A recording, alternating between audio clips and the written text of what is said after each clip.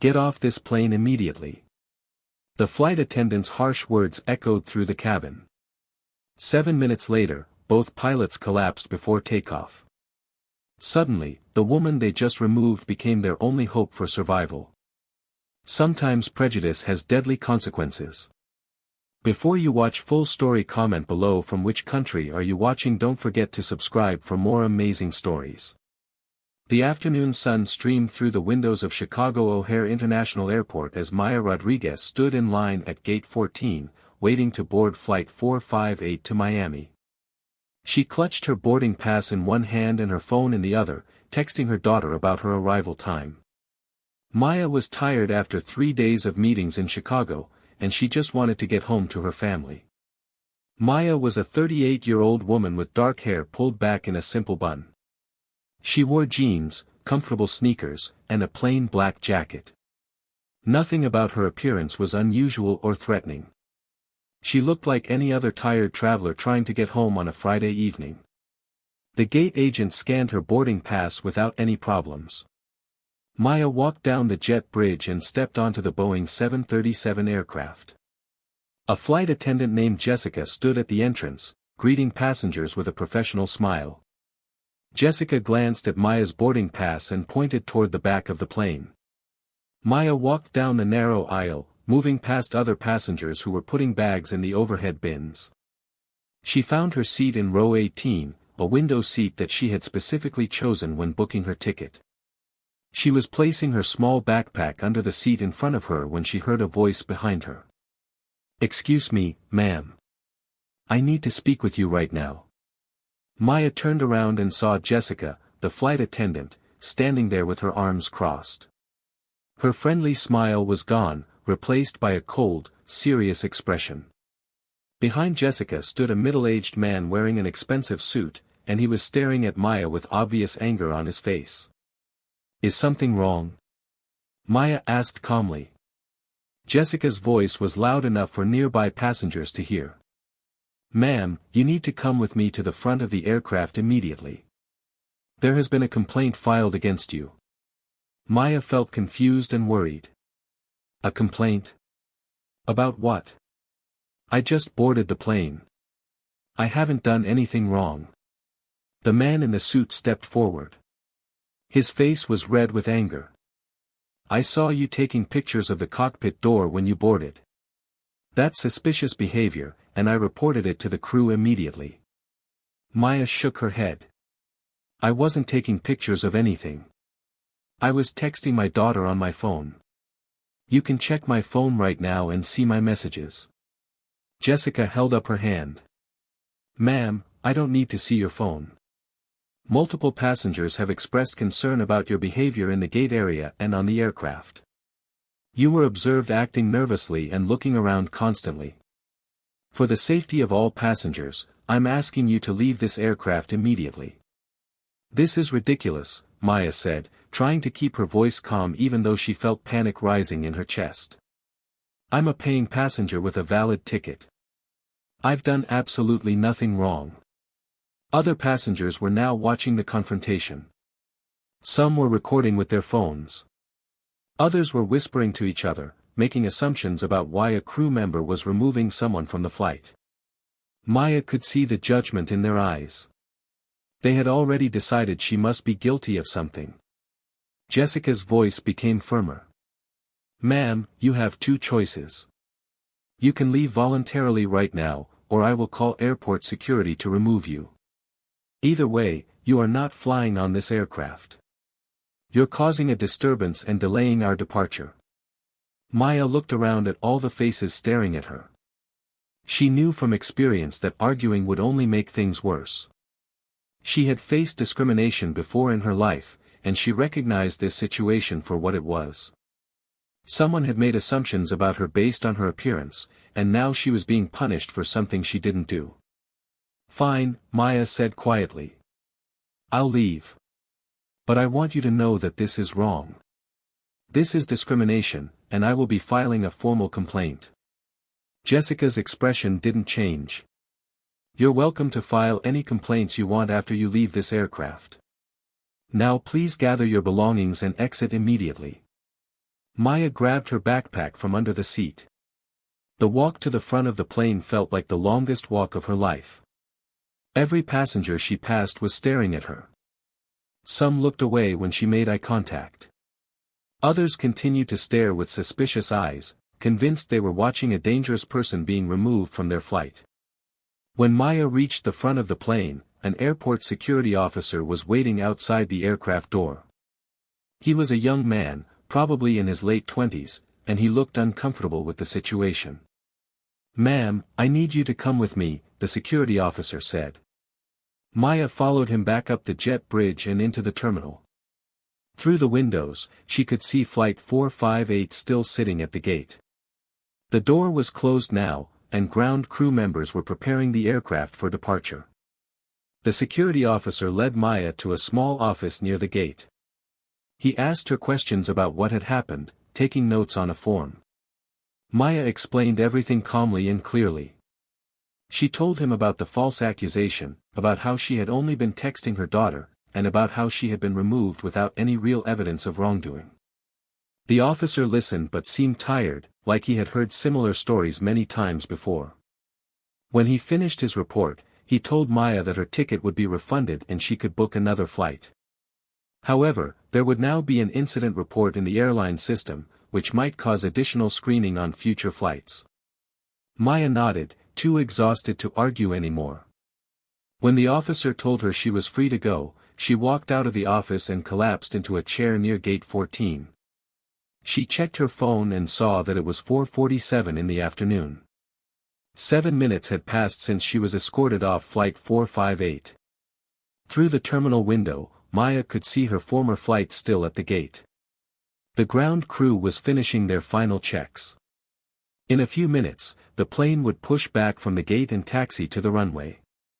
Then it would take off without her, flying to Miami while she sat here trying to figure out how to get home. Maya felt angry, embarrassed, and frustrated all at once. She had done nothing wrong, yet she had been publicly humiliated and removed from a flight. The worst part was knowing that this kind of treatment happened to people like her all the time, and usually nothing changed. She was staring out the window at Flight 458 when her phone suddenly rang. The caller ID showed an unknown number. Maya almost didn't answer, but something made her press the accept button. "Hello?" Maya said. "Is this Maya Rodriguez?" a man's voice asked urgently. He sounded breathless and scared. "Yes, this is Maya Rodriguez," she replied slowly. "This is Captain James Wilson. I'm the pilot of Flight 458, the flight you were just removed from. We have an emergency situation. My co-pilot has collapsed and is unconscious. I'm having severe chest pains and difficulty breathing. I think I'm having a heart attack. I found your name in our passenger manifest, and I saw your credentials in the airline database. You're a pilot, aren't you?" Maya's heart started racing. "Yes, I'm a commercial pilot. I've been flying for 15 years. What's happening?" Captain Wilson's voice was getting weaker. "I don't know how much longer I can stay conscious. The pain in my chest is getting worse. If I pass out before we can get another pilot here, everyone on this plane is going to die. We have 156 passengers on board. Please, I need you to come back to this aircraft right now. We need you to help us." Maya was already standing up and running toward the gate before he finished speaking. "I'm coming right now," she said into the phone. "How long ago did your co-pilot collapse?"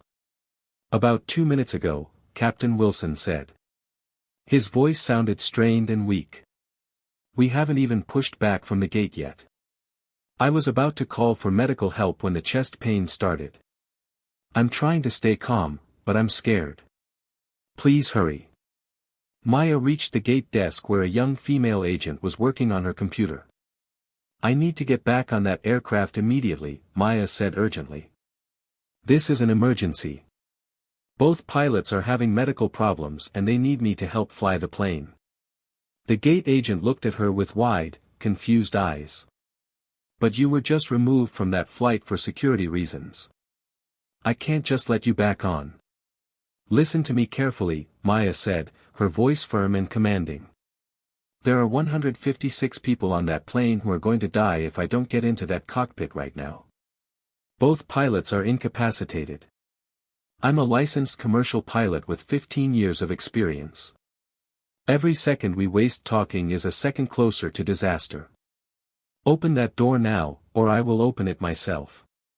The gate agent stared at her for one more moment, then quickly typed something into her computer. Maya heard the door lock click open. She didn't wait for permission.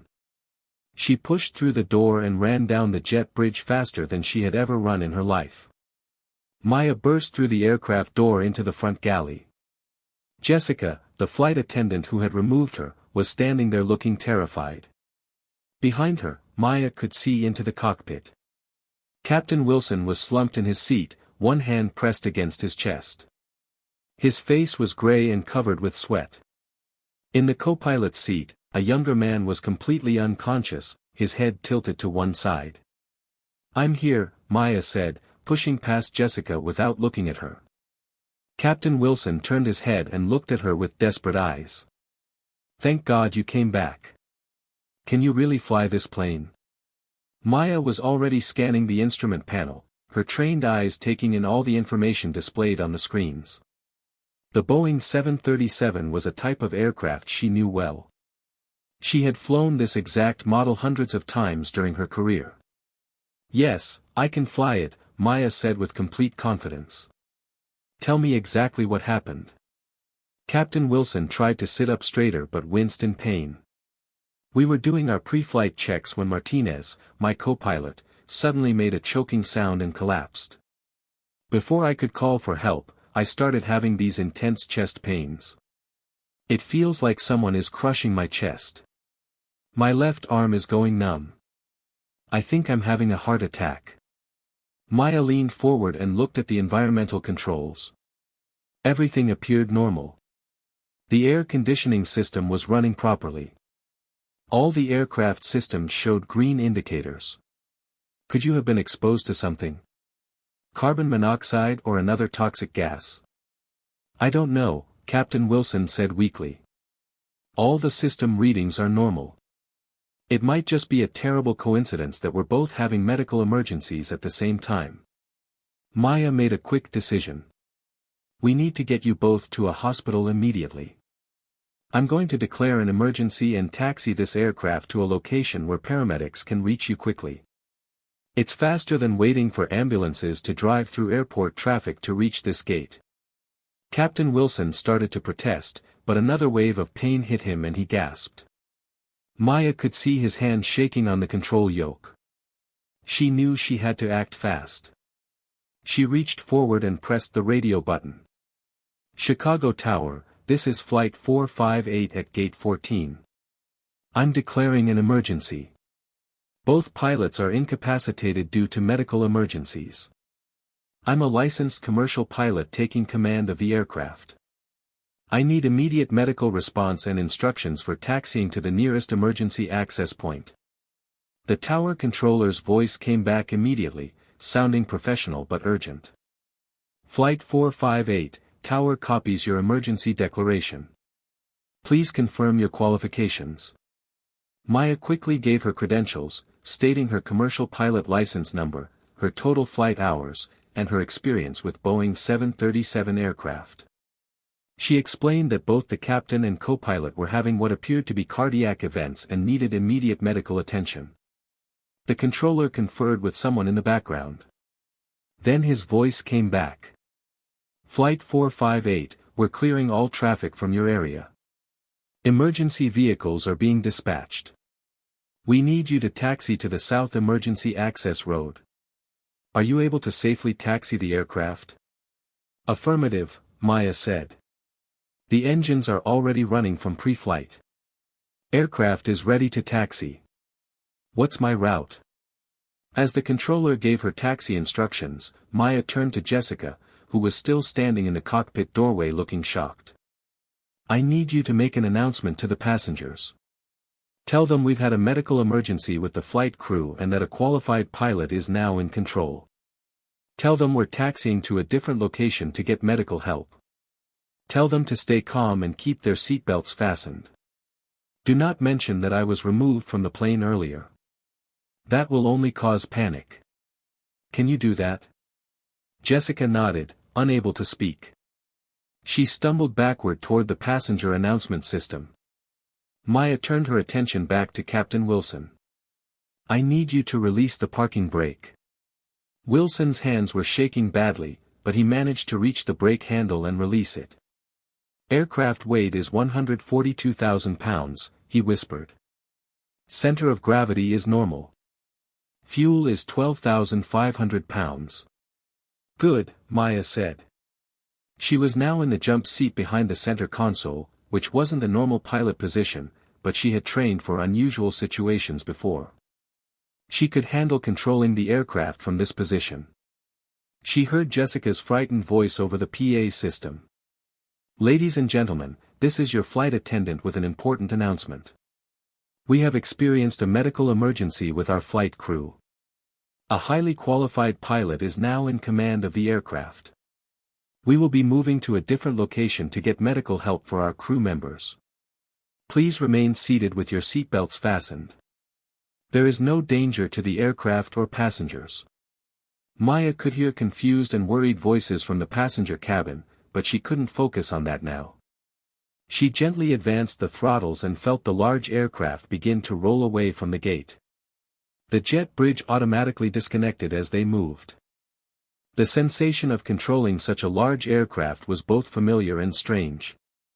Maya had flown planes this size many times before, but never from the jump seat, and never under these circumstances. She kept the taxi speed slow and careful, following the yellow guidelines painted on the taxiway. The tower controller was giving her updates on the position of emergency vehicles. She could see fire trucks and ambulances with flashing lights racing across the airport toward the emergency access road where she had been directed to go. Behind her, Maya heard a woman's voice say, "I'm a doctor. Let me check the pilots." A woman in her 40s pushed into the cockpit and immediately went to Captain Wilson's side. She took one look at him and said, "He's having a major cardiac event. His pulse is weak and irregular. I need to start treatment immediately." "We'll be stopped in about 2 minutes," Maya said, not taking her eyes off the taxiway ahead. "Just keep him stable until we get to the paramedics." The doctor began checking Wilson's vital signs and talking to him calmly, trying to keep him conscious. In the co-pilot's seat, Martinez remained unconscious, his breathing shallow and labored. Maya navigated the aircraft around a corner and onto the emergency access road. Ahead, she could see a cluster of emergency vehicles waiting with lights flashing. She keyed the radio and said, "Tower, Flight 458 has visual on emergency vehicles. Bringing the aircraft to a stop now." She pulled back the throttles to idle and let the aircraft's momentum slow naturally. Then she applied the brakes gently and smoothly, bringing the massive plane to a complete stop about 50 feet from the waiting ambulances and fire trucks. The moment the aircraft stopped, Maya set the parking brake and said, "Get them out now. Get both pilots to the hospital as fast as possible." Paramedics were already rushing toward the aircraft with stretchers and medical equipment. Maya opened the cockpit door to let them in. The next several minutes were controlled chaos as emergency personnel worked to stabilize Captain Wilson and co-pilot Martinez before carefully moving them from their seats onto stretchers.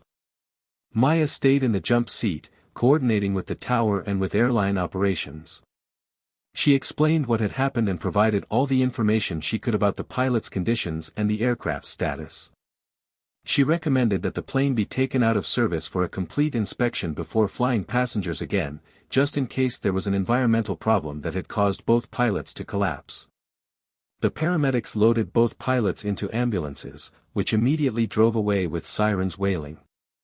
Suddenly, the cockpit was quiet again. Maya sat there surrounded by the blinking lights and glowing displays of the instrument panel, feeling the adrenaline slowly draining from her body. A man in a pilot's uniform appeared in the cockpit doorway. "I'm Captain Anderson," he said. "I was in the terminal when they put out a call for available pilots. I've been briefed on what happened. What you did was incredible. You saved everyone on this aircraft. Maya nodded tiredly. I just did what needed to be done.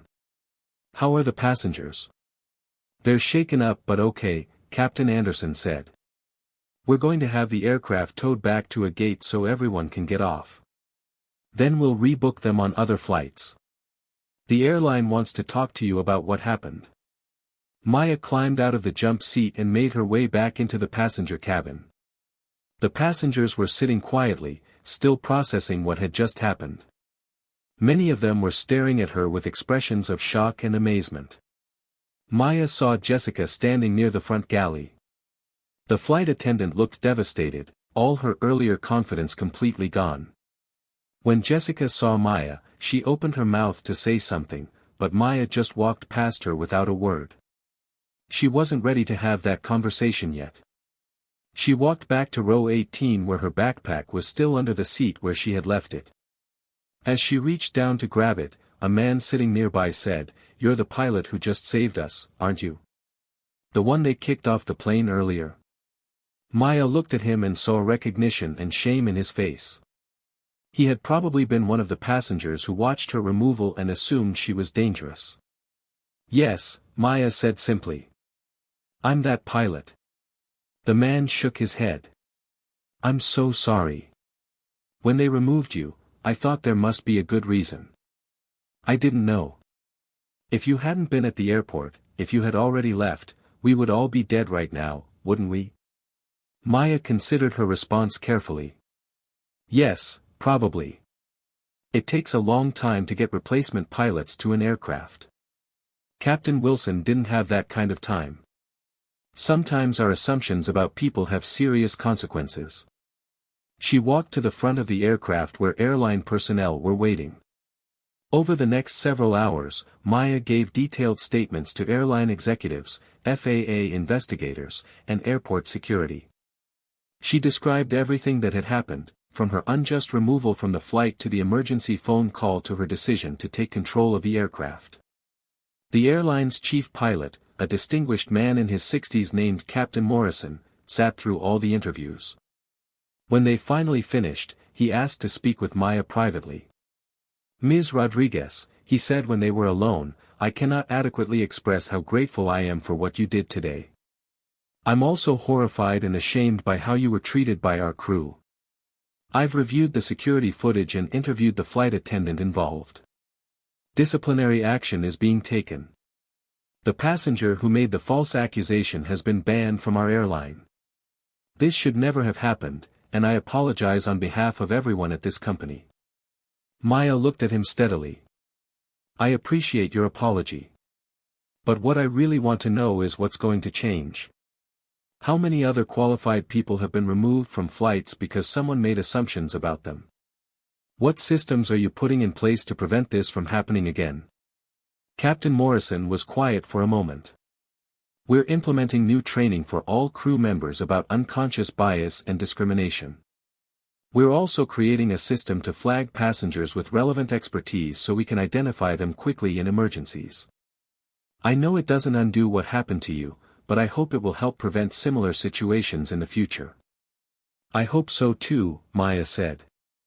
"And I hope Captain Wilson and co-pilot Martinez recover fully. Have you heard how they're doing?" Last update was that Captain Wilson is in surgery for a blocked artery in his heart. Martinez is in intensive care with a suspected brain hemorrhage. Both are in critical condition but stable. The doctor said if medical help had been delayed even 30 minutes, both men would likely have died. You saved their lives, along with everyone else on that plane. Maya felt the full weight of what had happened finally settling on her shoulders. She thought about how close 156 people had come to dying. She thought about how her unjust removal had nearly prevented her from being available when she was desperately needed. The airline gave her a hotel room for the night and a first-class ticket home the next day. They also offered financial compensation, which Maya said she would consider after talking to a lawyer. That evening in her hotel room, Maya watched news coverage of the incident. The story was everywhere. News channels were calling her a hero. Social media was filled with people praising her actions and criticizing the airline for removing her in the first place. She saw herself described as brave, skilled, and professional. She thought about how none of those qualities had mattered to the flight attendant who looked at her and decided she was suspicious. She thought about the man in the expensive suit who had falsely accused her of taking pictures of the cockpit door. She thought about all the passengers who had watched her removal and assumed she must be guilty of something. Her phone rang constantly with calls from news organizations, aviation colleagues, and family members. She answered her sister's call and spent half an hour explaining what had really happened. Her sister was furious and wanted Maya to sue everyone involved. The next morning, Maya flew home to Miami. This time, she was treated like royalty by the airline staff. The crew thanked her repeatedly. Other passengers asked for photos with her. The captain invited her to visit the cockpit before takeoff, where he showed her a message that had been sent to all crews about the incident. The message described her actions as heroic and included new protocols for identifying passengers with relevant expertise during emergencies. Maya accepted the thanks graciously, but the whole experience felt strange after being treated as a threat just 24 hours earlier. When she finally got home, Maya collapsed on her couch and let herself feel all the emotions she had been holding back. She cried, not from sadness, but from sheer exhaustion and relief that everyone had survived. Over the following weeks, Maya learned that Captain Wilson had survived his surgery and was recovering well. Co-pilot Martinez had also survived but faced a longer recovery. The FAA investigation concluded that both pilots had suffered medical emergencies that were likely coincidental rather than caused by environmental factors. Jessica, the flight attendant, was suspended and required to undergo additional training. The man who had made the false accusation about Maya issued a public apology, but it was widely seen as insufficient. Maya received hundreds of messages from people who had faced similar discrimination while traveling. They shared their own stories of being profiled, questioned, or removed from flights based on their appearance. Many thanked her for speaking openly about what had happened. The incident sparked conversations about bias in airline security and about the balance between safety and discrimination. Aviation organizations invited Maya to speak at conferences about emergency response and about the social issues surrounding her treatment. Several months later, Maya received a letter from Jessica. It was several pages long and clearly written after much thought. Jessica apologized deeply for her actions and explained the guilt she felt. She described the training she had undergone to recognize and combat her own biases. She asked for forgiveness while acknowledging she had no right to expect it. Maya read the letter twice and then filed it away. She wasn't ready to forgive, but she appreciated the acknowledgement of wrongdoing. The story of Flight 458 became well known in aviation circles. It was studied in training programs as an example of both crisis management and the dangers of discrimination. Young pilots wrote to Maya saying she had inspired them. Parents told her their children had written school reports about her. What stayed with Maya most powerfully wasn't the dramatic rescue or the recognition that followed. It was the 7 minutes she had spent sitting in the terminal, watching her flight prepare for departure while feeling humiliated and angry about her unjust removal. Those 7 minutes represented every time she had been dismissed or judged based on her appearance rather than her capabilities. They represented every person who had been made to feel like they didn't belong. And they represented how close catastrophe had been, how easily those 156 people could have died simply because discrimination had removed the one person who could save them. Maya thought often about the alternate timeline where Captain Wilson's emergency had occurred just 10 minutes later, after she had left the terminal. In that timeline, there would have been no qualified pilot immediately available. Emergency services would have scrambled to find replacement crew while precious minutes ticked away. In that timeline, the story would have had a very different, tragic ending. Maya continued her work as a commercial pilot, but the incident changed how she approached everything. She spoke more openly about discrimination in aviation. She mentored young pilots from diverse backgrounds. She worked with airlines to improve their policies and training. When people asked her about that day, Maya would say the most important lesson wasn't about her piloting skills. It was about the cost of prejudice and the value of treating people with dignity. She had learned that assumptions based on appearance were not just morally wrong but potentially deadly. Years later, on the anniversary of the incident, Maya returned to Chicago O'Hare Airport. She stood at the window near Gate 14, looking out at the aircraft parked there. She remembered the worst and best moments of that impossible day. She thought about the flight attendant who had ordered her to leave immediately. She thought about the 7 minutes that had passed before the emergency began. She thought about the desperate phone call that had sent her running back to save lives. The story of Flight 458 would be told for years to come in aviation schools and safety seminars. But for Maya, it remained intensely personal. It was the day when prejudice nearly caused disaster. It was the day when expertise hidden beneath an ordinary appearance saved more than 100 lives. It was the day 7 minutes made the difference between tragedy and triumph. It was the day a flight attendant's order to leave immediately became the setup for a desperate call to come back and save them all. Most of all, it was a reminder that dignity and worth are not always visible on the surface. Treating everyone with respect is not just a moral duty. Sometimes it's a practical necessity for survival itself. The person you dismiss today might be the person you desperately need tomorrow. The passenger you remove from your flight might be the pilot who could save your life. And the 7 minutes between injustice and emergency might be the only thing standing between safety and catastrophe. Maya learned that day that she would continue to face discrimination and prejudice in her life. But she also learned that she had the strength to rise above it, to maintain her dignity, and to do what was right even when others had treated her wrongly. She learned that her worth as a human being didn't depend on whether others recognized her skills or appreciated her contributions. She was valuable because she was a person deserving of respect, not because she was a pilot who could save lives. The fact that her expertise had proven essential was almost beside the point. She would have been equally deserving of dignity and fair treatment if she had been a teacher, a nurse, an accountant, or someone with no specialized skills at all. The prejudice she faced was wrong regardless of whether it ended up being dangerous, though the dramatic nature of the consequences had certainly made that lesson impossible to ignore. As Maya stood at that window looking out at the planes, she made a promise to herself. She would never let discrimination stop her from being who she was. She would never let other people's assumptions define her worth. And she would always speak up for others who faced similar treatment, using her platform to create change. Because that's what the 7 minutes had taught her. That timing matters. That every person has value. That assumptions can kill. And that sometimes, just sometimes, the person everyone dismisses becomes the person everyone needs. Flight 458 landed safely the next day with replacement pilots, carrying passengers who would forever remember the emergency that nearly killed them and the unexpected hero who had been removed from their flight only to return and save them all.